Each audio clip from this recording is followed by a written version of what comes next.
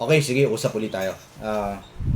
Meron na naman tayo ngayong isang pag-uusapan kasi meron na naman akong naisip kung bakit yung tao kasi, ah, yung bata, literally ay isang mabuti.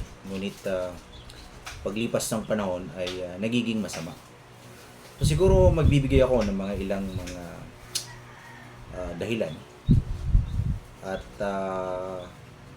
pag-uusapan natin sa pagkakataong ito. Kasi naalala ko ang isang sikat na philosopher, ang kanyang theory. Sa katauhan ni John Locke, is known as the father of liberalism. Ang tao daw ay pinanganak ay blank slate o yung tinatawag na tabula rasa.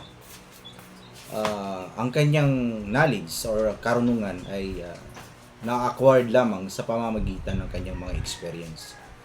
Ang tabula rasa ay isang Latin word or Latin word na ang ibig sabihin na blank slate.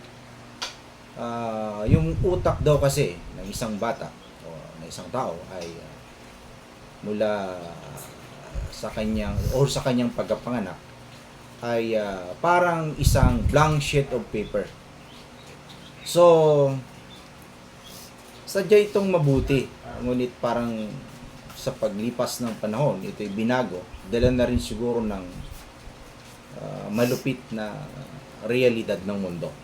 So, ito yung mga dahilan kung bakit ang isang tao, nung siya'y ipinanganak ay mabuti, ngunit paglipas ng panahon ay nagiging masama. Isa dito yung tinatawag na scarcity. Kapag kapos kasi ang mga resources, kagaya ng pagkain, pera, trabaho, nagiging makasarili ng tao. Ito yun ang nagiging dahilan kung bakit sa pagiging mabuti ay gumagawa siya ng masama.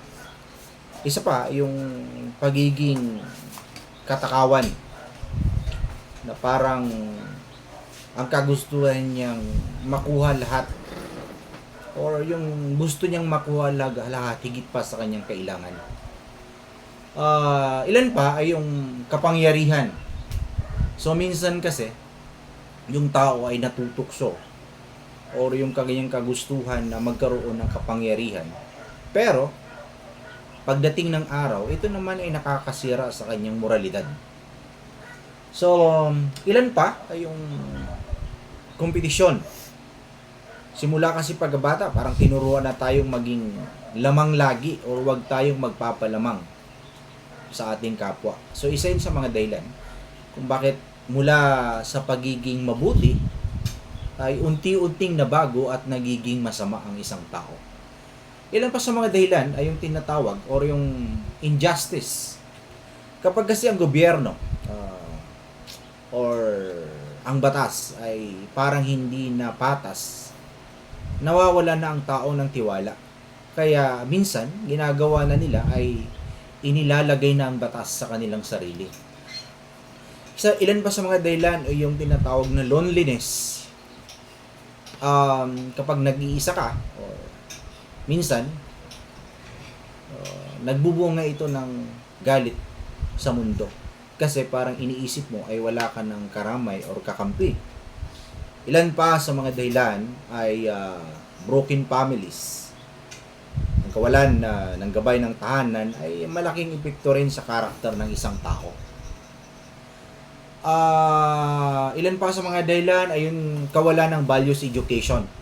Ito ang nakikita ko rin na isa sa dahilan kung bakit mula sa pagiging mabuti ay nagiging masama ang tao, sapagkat ang katotohanan sa ating panahon ngayon ay napakaraming mga professional, but sad to say, they don't have manners.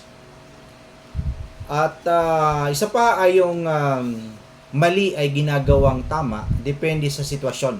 So dito naalala ko tuloy yung theory ng isa na namang philosopher na si Niccolo Machiavelli. Sa kanyang librong The Prince, doon kasi parang ang paggawa daw or doing good by not doing bad is not doing good.